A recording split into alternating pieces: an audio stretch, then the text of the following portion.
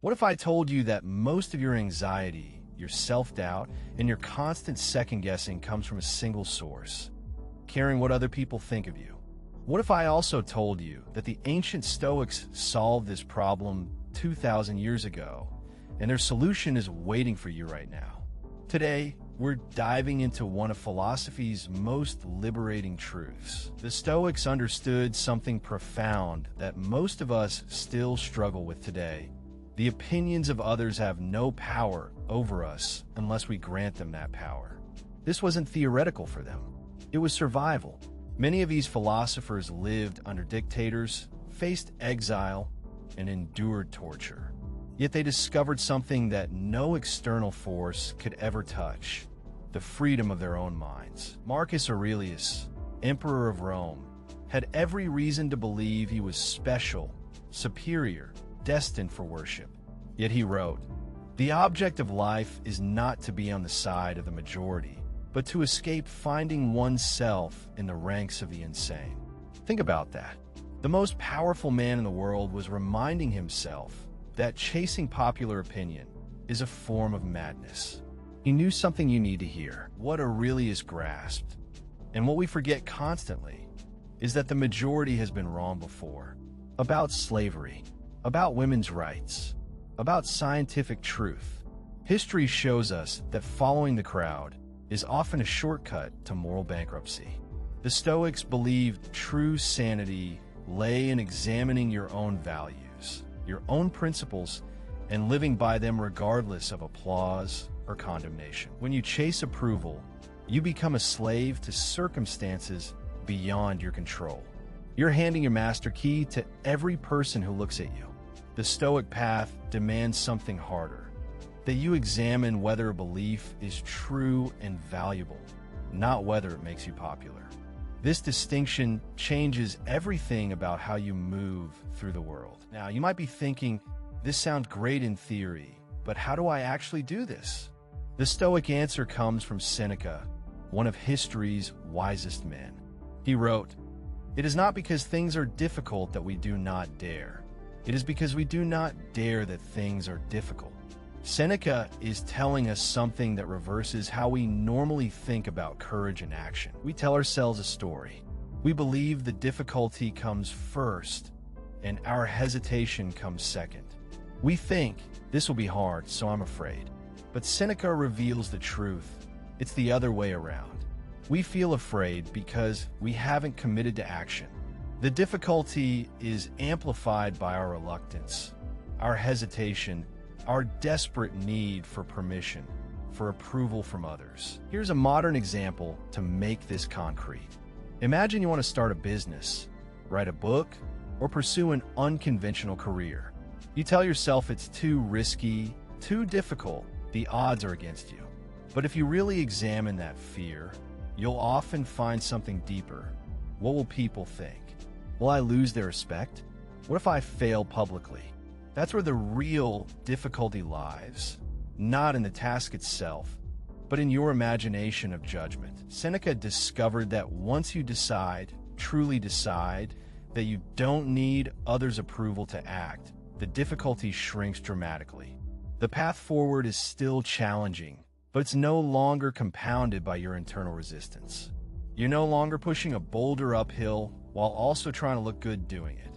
That's the liberation he's pointing to. Your courage doesn't follow success. It precedes it and makes success possible. We've established that caring about others' opinions imprisons you. We've seen that courage comes before success, not after. Now comes the most practical insight, and it's almost unsettling in its clarity. Epictetus, a former slave who became one of history's greatest teachers, said, "Any person capable of angering you becomes your master." This is the core principle you need to internalize. Epictetus understood mastery through lived experience. He was enslaved, tortured, and abused. Yet he realized something his abusers never grasped. They could chain his body, but they had no authority over his judgments, his choices, his mind. But, and this is crucial, if he allowed their actions to control his emotional state, if he gave them the power to anger him, then he was allowing them to master him. The principle applies directly to your daily battle with others' opinions. Every time someone's judgment angers you, unsettles you, or makes you doubt yourself, you've invited them to be your master. Not literally, they don't control your body, but they do control your peace of mind. They become the authority you answer to. This is precisely what the Stoics wanted you to recognize and reject. So how do you apply this practically? Start by identifying situations where others' opinions disturb your peace. A critical comment from a coworker, a negative review of your work, someone choosing someone else over you. Notice when you're checking social media to see who liked your post. These moments are your laboratory.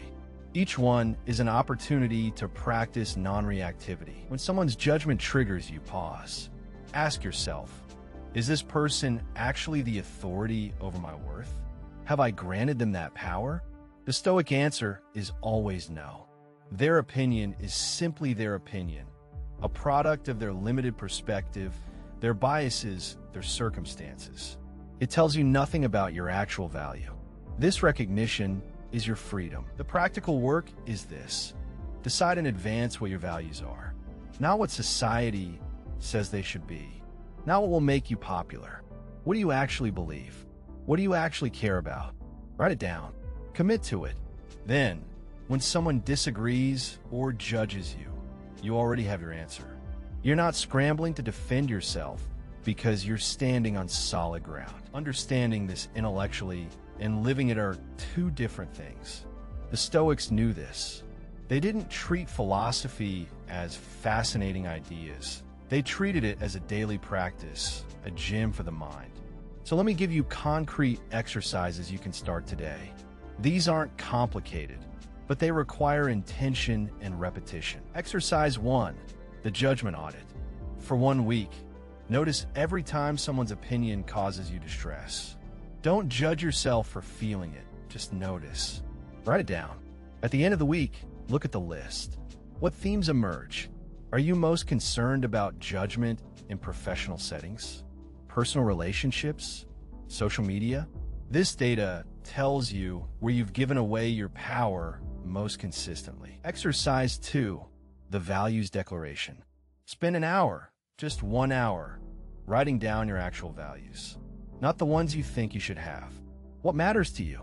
Honesty, creativity, kindness, courage, independence? Be specific. Then, for each value, write 1 sentence about why it matters. When you face judgment that conflicts with your values, you can return to this document. You're not adrift.